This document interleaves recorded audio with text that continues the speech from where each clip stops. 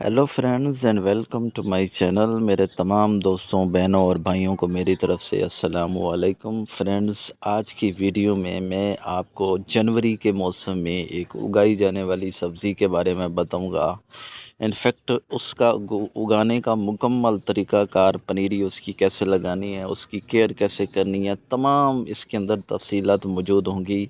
आप मेरी वीडियो को मुकम्मल देखिएगा और इंशाअल्लाह आप अगर मेरे बहन और भाई जो उगाना चाहते हैं उनको इस वीडियो के अंदर तमाम तफसीलात मिलेंगी।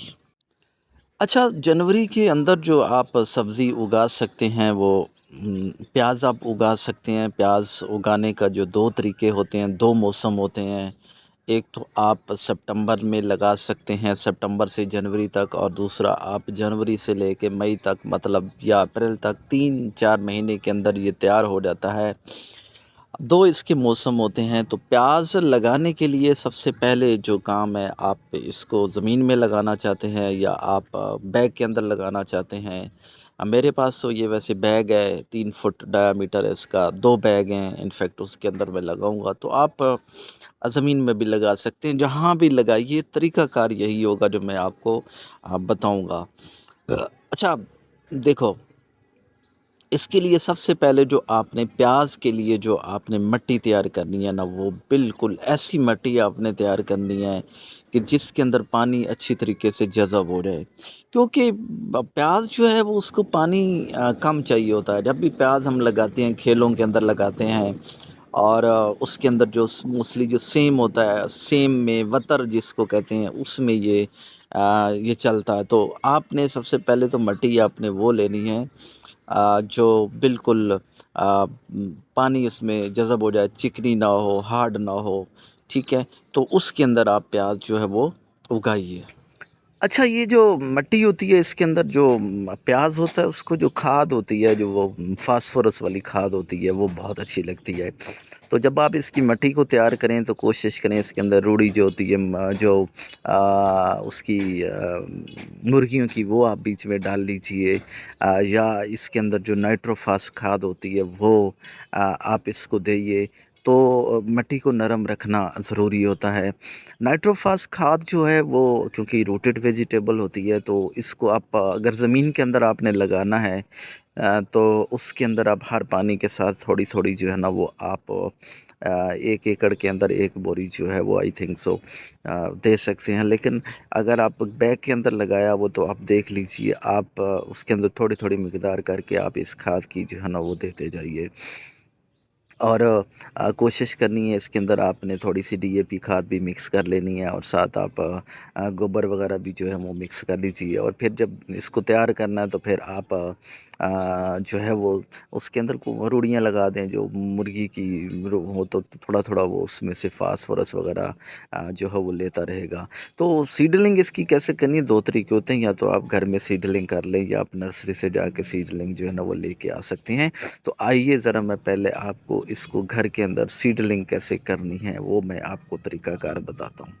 अच्छा, सीड्स का आपने ऐसा इंतखाबत करना है जो बिल्कुल हाइब्रिड हो, क्योंकि हाइब्रिड में अच्छी क्वालिटी हो और मिकदार आपको ज़्यादा देता है। वैसे पाकिस्तान के अंदर जो मौसम होता है इसके अंदर देसी चलता है, फुलकारी आई थिंक उसकी किस्म होती है। लेकिन अगर आप घर में ग्रो करना चाहते हैं तो आप सीड्स जो हैं वो हाइब्रिड होना चाहिए। और फिर जब आप सीड लेने जाएँ तो फिर आप उनसे पूछ लें कि ये कितनी धूप इसको चाहिए, क्या-क्या कंडीशंस हैं, वो आपको सारी इसकी कंडीशंस जो है बता दें।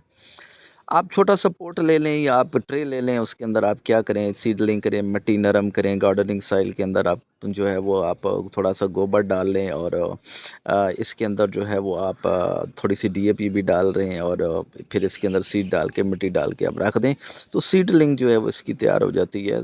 ये विदिन वीक इसके बीज जो हैं वो निकल जाते हैं।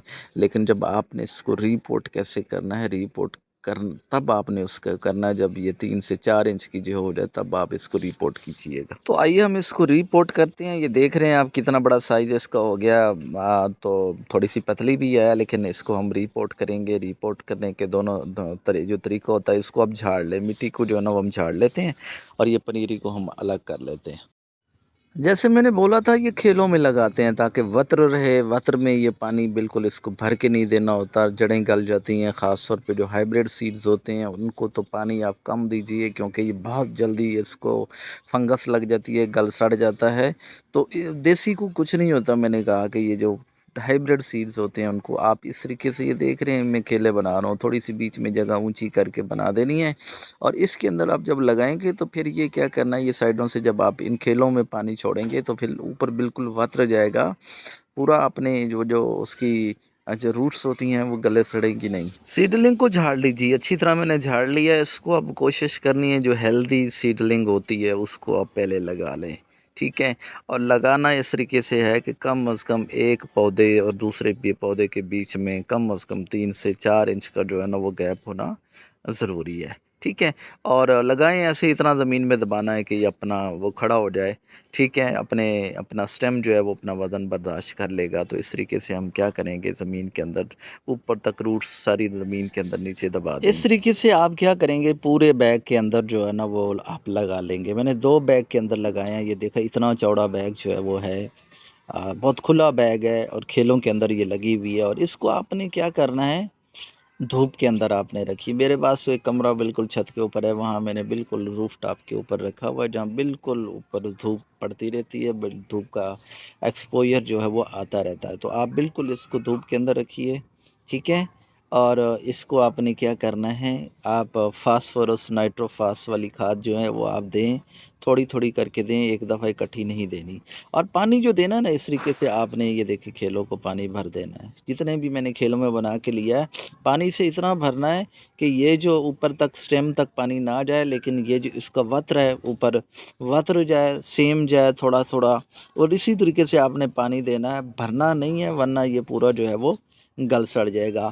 تو یہی اس کی کیئر کریں، اسی طریقے سے آپ نے اگانا ہے، دھوپ میں رکھیے، کھاد دیتے رہیں نائٹروفاس والی، اور انشاءاللہ جو ہے وہ 3 مہینے کے اندر جو ہے وہ تیار ہو جائے گا۔ آئی ہوپ آپ کو میری ویڈیو پسند آئی ہوگی۔ آپ سے ایک ریکویسٹ ہے، آپ میرے چینل کو سبسکرائب کر دیں، گھنٹی کے بٹن کو دبا دیں تاکہ آپ تک نوٹیفیکیشن جب بھی میں ویڈیو اپلوڈ کروں آتا رہے۔